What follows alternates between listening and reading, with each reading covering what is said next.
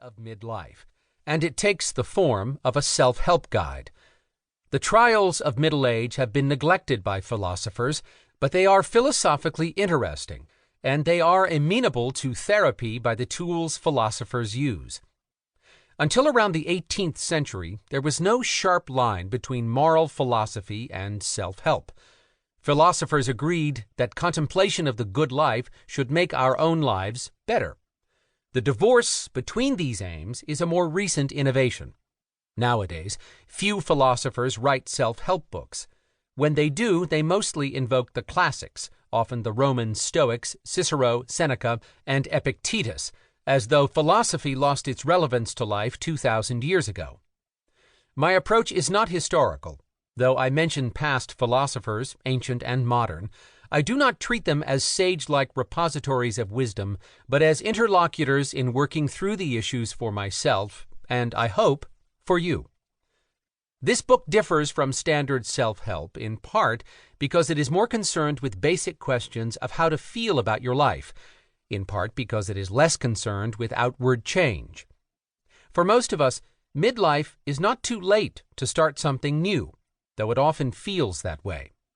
Don't be fooled by the foreshortening of time that accompanies middle age. You have more time than you think.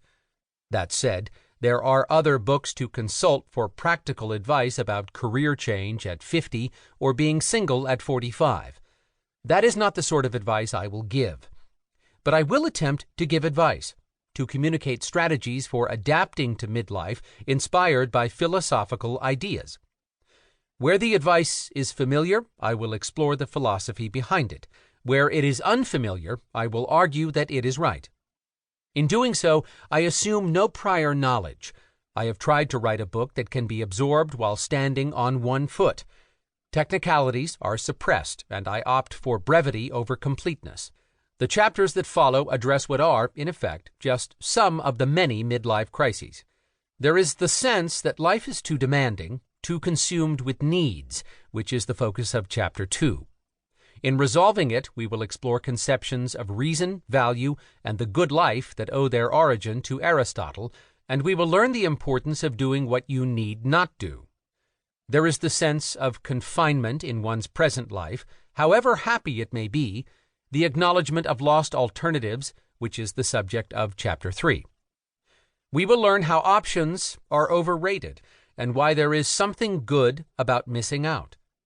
There is the sense of an imperfect, unchangeable past with which you must come to terms in Chapter 4. We will learn when and why you should be glad you made a mistake. There is the sense of time passed by, or running out, awareness of mortality in Chapter 5. We will engage with philosophical treatments for fear of death. And there is the sense of repetition and exhaustion in the succession of projects, day by day and year by year, which is the subject of Chapter 6. We will learn what it would mean to live in the present, how it could solve your midlife crisis, and why meditation helps. Before we look for answers, we begin in Chapter 1 with a history of the question. We will investigate the stereotype of midlife as a time of crisis, unearthing its recent past.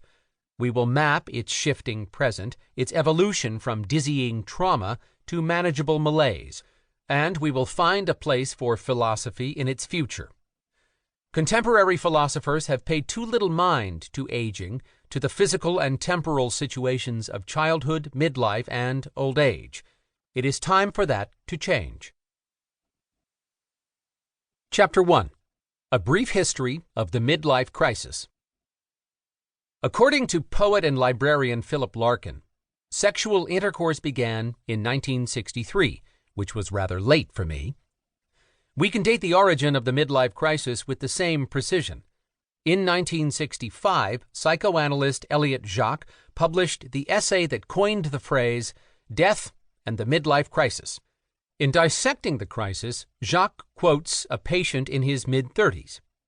"Up till now," he said, "life has seemed an endless upward slope with nothing but the distant horizon in view.